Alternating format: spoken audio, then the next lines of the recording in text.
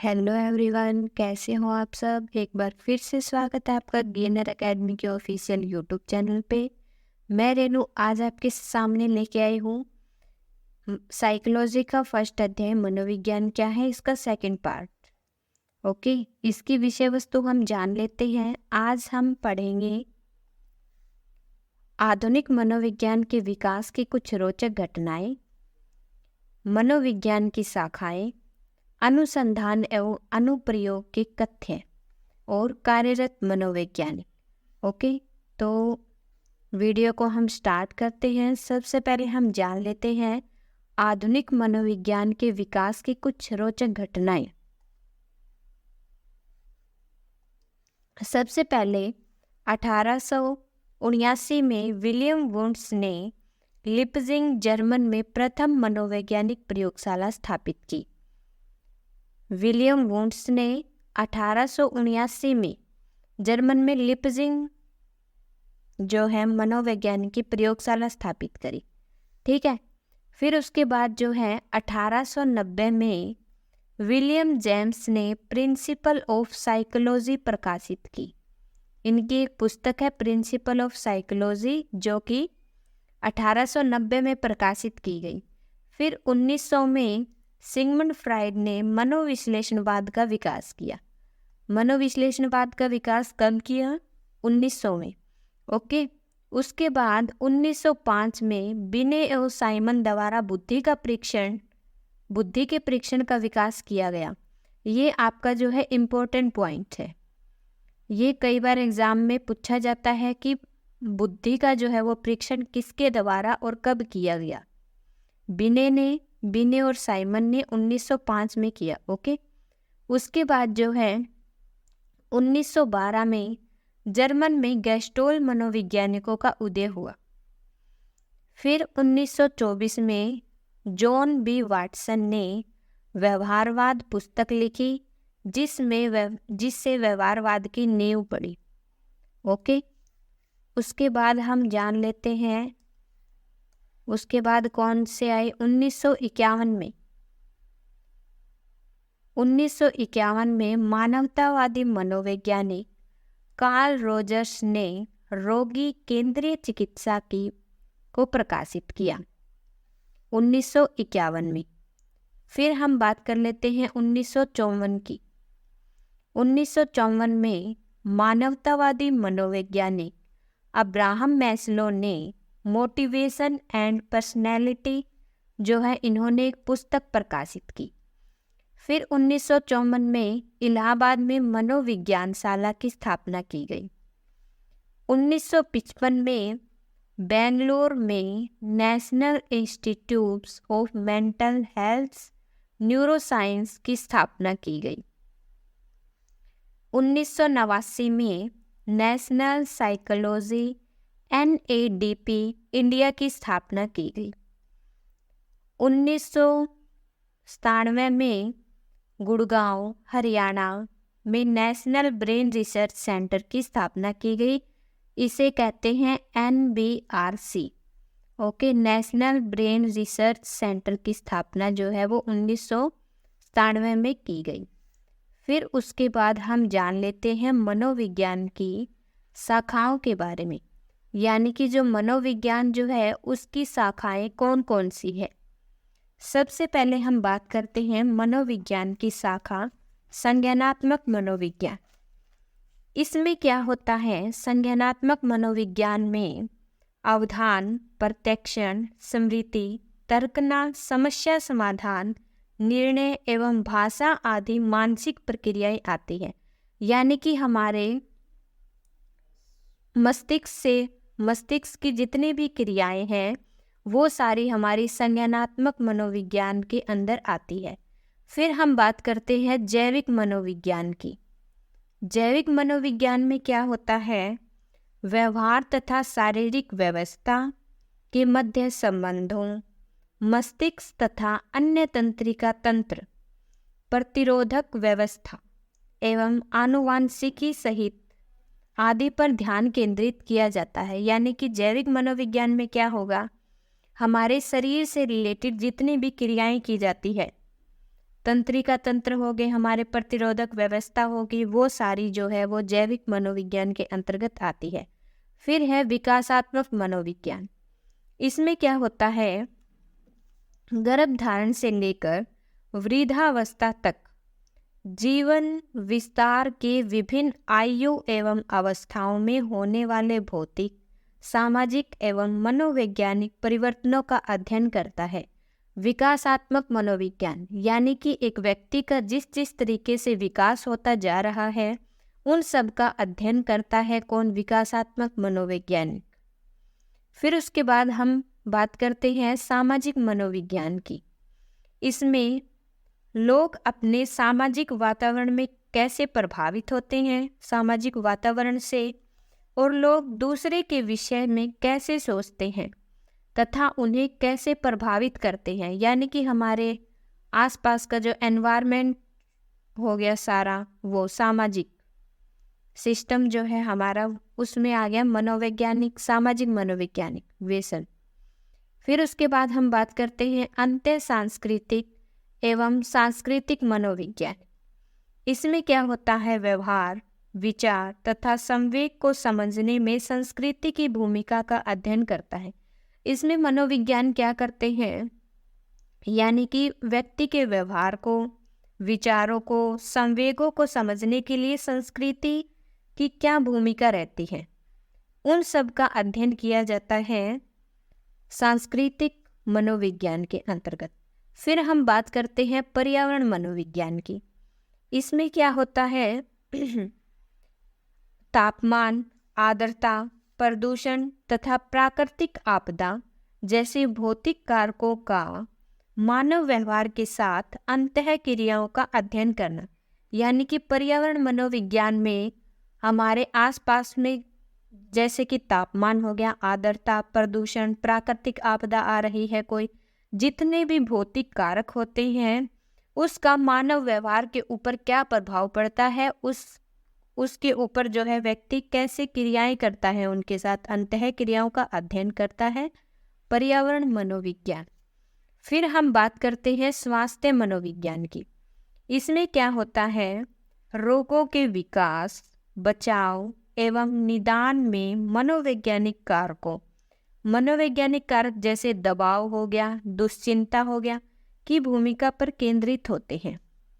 यानी कि एक व्यक्ति में रोगों का विकास किस तरीके से हो रहा है, उसका बचाव कैसे किया जा सकता है, निदान कैसे किया जा सकता है, और जितने भी मनोवैज्ञानिक कारक है उन सब को केंद्रित करता है कौन, स्वास्थ्य मनोविज्ञान।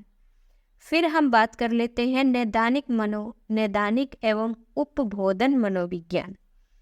इनका कार्य क्या होता है, दुश्चिंता, अवसाद, खानपान, व्यक्तिक्रम तथा चिरकालिक पदार्थ दुरुपयोग जैसे मनोवैज्ञानिक व्यतिक्रमों के निदान एवं बचाव से संबंधित होता है नैदानिक मनोविज्ञान। ओके, अब हम बात कर लेते हैं औद्योगिक संगठनात्मक मनोविज्ञान। ये इनका मुख्य कार्य क्या होता है, कार्यस्थल व्यवहार का अध्ययन करता है। ये मनोवैज्ञानिक जो है कार्यस्थल व्यवहार का अध्ययन करते हैं तथा कार्मिकों एवं उन्हें नियुक्त करने वाले संगठनों पर ध्यान देते हैं। ओके, फिर हम बात करते हैं शैक्षणिक मनोविज्ञान की। शैक्षणिक मनोविज्ञान इस बात का अध्ययन करता है कि विभिन्न आयु वर्ग में लोग कैसे सीखते हैं, यानी कि हमारे एजुकेशन से रिलेटेड जितने भी कार्य किए जाते हैं, विद्यालयों में जितने रिसर्च की जाती है, अध्यापकों द्वारा बच्चों को पढ़ाते समय जितने भी निरीक्षण किए जाते हैं, वो सब आते हैं हमारे शैक्षणिक मनोविज्ञान में। यानी कि एजुकेशन के पर्पस से जितने भी कार्य किए जाते हैं वो आते हैं शैक्षणिक मनोविज्ञान, और जो है विद्यार्थियों के लिए इसकी ज़्यादा इम्पोर्टेंस रहती है शैक्षणिक मनोविज्ञान की। फिर हम बात करते हैं क्रीड़ा मनोविज्ञान। इसमें क्या होता है, क्रीड़ा निष्पादन का अभिप्रेरण स्तर बढ़ाकर, क्रीड़ा निष्पादन का मतलब हो गया कि हमारे खेल के क्षेत्र को बढ़ावा देकर मनोवैज्ञानिक के द्वारा खेलने वाले व्यक्तियों को प्रोत्साहन देकर उनकी गतिविधियों में सुधार लाया जा सकता है। क्रीड़ा निष्पादन का अभिप्रेरणा स्तर बढ़ाकर मनोवैज्ञानिक सिद्धांतों द्वारा सुधार लाने का प्रयास करता है क्रीड़ा मनोवैज्ञानिक। ओके, उसके बाद हम जान लेते हैं अनुसंधान एवं अनुप्रयोग के कथ्य, यानी कि अनुसंधान क्या होते हैं, अनुप्रयोग क्या होते हैं, और एनसीईआरटी में इसके इम्पोर्टेंट कथ्य दिए हुए हैं, उसके वो हम जान लेते हैं कि हमारे किस तरीके से कार्य करते हैं। ये जो इसके जो है वो दो कार्य होते हैं, दो प्रकार के कार्य होते हैं। सबसे पहले जो है मनोविज्ञान में अनुसंधान किया जाता है और फिर जो है मनोविज्ञान में अनुप्रयोग किया जाता है। बात करते हैं हम अनुसंधान की, किसे कहते हैं। तो अनुसंधान का मतलब होता है किसी भी क्षेत्र में ज्ञान की खोज करना, यानी कि जब व्यक्ति ज्ञान की खोज करता है तो वो हमारा हो गया अनुसंधान। और अनुप्रयोग की हम बात करते हैं तो अनुप्रयोग का मतलब है किसी सिद्धांत या अनुशासन का व्यवहारिक प्रयोग करना। अनुप्रयोग, हमने किसी के ऊपर भी जो है वो अनुसंधान किए, किसी ज्ञान की खोज करी और फिर उसका दोबारा से उपयोग करना हमारा अनुप्रयोग होता है। ठीक है, किसी सिद्धांत या अनुशासन का व्यवहारिक प्रयोग करना अनुप्रयोग कहलाता है। फिर उसके बाद हम बात कर लेते हैं मनोविज्ञान के अनुसंधान एवं अनुप्रयोग को दिशा प्रदान करने वाले कथ्य। सबसे पहले कथ्य एक को हम जान लेते हैं। अन्य वैज्ञानिकों की भांति मनोविज्ञान व्यवहार एवं मानसिक प्रक्रियाओं के सिद्धांतों का विकास करने का प्रयास करता है। यानी कि ये कथन हमें दिए हुए हैं, ये हमें ऐसे के ऐसे याद करने पड़ेंगे। इसमें क्या है, अन्य विज्ञानों की भांति मनोविज्ञान व्यवहार एवं मानसिक प्रक्रियाओं के सिद्धांतों का विकास करने का प्रयास करता है। कथ्य 2 में हमें बताया गया है मानव व्यवहार व्यक्तियों एवं वातावरण के लक्षणों का एक प्रकार्य है। थर्ड कथ्य हमें यह बताता है कि मानव व्यवहार की समस्या संस्कृति निर्मित होती है। ठीक है। फोर्थ कथ्य हमें यह बताता है कि मानव व्यवहार की समझ संस्कृति निर्मित होती है। फिफ्थ कथ्य में मनोवैज्ञानिक सिद्धांतों के अनुप्रयोग द्वारा मानव व्यवहार को नियंत्रित एवं परिवर्तित किया जा सकता है। इन्होंने बताया है कि मानव सिद्धांतों के अनुप्रयोग द्वारा, यानी कि जितने भी मनोवैज्ञानिकों ने सिद्धांत बताए हुए हैं उनका दोबारा से प्रयोग करके मानव व्यवहारों को नियंत्रित किया जा सकता है और परिवर्तित किया जा सकता है। ओके, अब हम जान लेते हैं कार्यरत मनोवैज्ञानिक, यानी कि बहुत सारे जो है मनोवैज्ञानिक है जो कार्यरत हैं, उनमें कौन कौन से शाखाएं हमें देखने को मिलती हैं। सबसे पहले हम बात करते हैं नैदानिक मनोवैज्ञानिक। इनका मुख्य कार्य क्या होता है, व्यवहारिक समस्याओं वाले रोगियों की सहायता करने की विशिष्टता रखते हैं। इनका मुख्य कार्य क्या होता है कि व्यवहारिक समस्याओं वाले रोगियों की सहायता करने की विशेषता रखते हैं नैदानिक मनोवैज्ञानिक। वे अनेक मानसिक व्यक्तिक्रमों तथा दुश्चिंता, भय या कार्यस्थलों के दबाव के लिए चिकित्सा प्रदान करते हैं। ये क्या करते हैं, भय या कार्यस्थल के दबाव के लिए चिकित्सा प्रदान करते हैं। नैदानिक मनोवैज्ञानिकों का मुख्य कार्य हो गया व्यवहारिक समस्याओं वाले रोगियों की सहायता करना और भय कार्यस्थल के दबाव के लिए चिकित्सा प्रदान करना। ओके, एक तरह से बोले तो डॉक्टर्स का ये काम करते हैं। फिर हम बात करते हैं उपबोधन मनोवैज्ञानिक। इनका मुख्य कार्य क्या होता है, अभिप्रेरणात्मक एवं संवेगात्मक समस्याओं वाले व्यक्तियों के लिए कार्य करते हैं। यानी कि ऐसे व्यक्ति जो अभिप्रेरणात्मक तथा संवेगात्मक समस्याओं से परेशान है, समस्याओं में उलझे हुए हैं, उनकी मदद करने का कार्य करते हैं उद्बोधन मनोविज्ञान। फिर हम बात करते हैं सामुदायिक मनोवैज्ञानिक की। प्राय सामुदायिक जो है मानसिक स्वास्थ्य पर अधिक ध्यान देते हैं, यानी कि व्यक्ति मानसिकता से बहुत सारे व्यक्ति जो है वो पीड़ित होते हैं, मानसिक स्वास्थ्य पर अधिक ध्यान देते हैं सामुदायिक मनोवैज्ञानिक। अब हम बात करते हैं विद्यालय मनोवैज्ञानिकों की। तो इनका मुख्य कार्य क्या होता है? शैक्षणिक व्यवस्था में कार्य करते हैं तथा उनकी भूमिका उनके प्रशिक्षण स्तर के अनुसार बदलती रहती है। यानी कि जो विद्यालय मनोवैज्ञानिक होते हैं वो शैक्षणिक व्यवस्था पर कार्य करते हैं, यानी कि विद्यार्थियों के लिए कार्य करते हैं, और इनकी भूमिका जो है वो इनके प्रशिक्षण के द्वारा बदलती रहती है। यानी कि ये आज एक पद पे हैं और इनके द्वारा जैसे ही ये प्रशिक्षण करेंगे इनका स्तर बढ़ता जाएगा और इनका जो पद भी है वो भी बढ़ता जाएगा, बदलता रहेगा। ओके, फिर हम बात कर लेते हैं संगठनात्मक मनोविज्ञान की।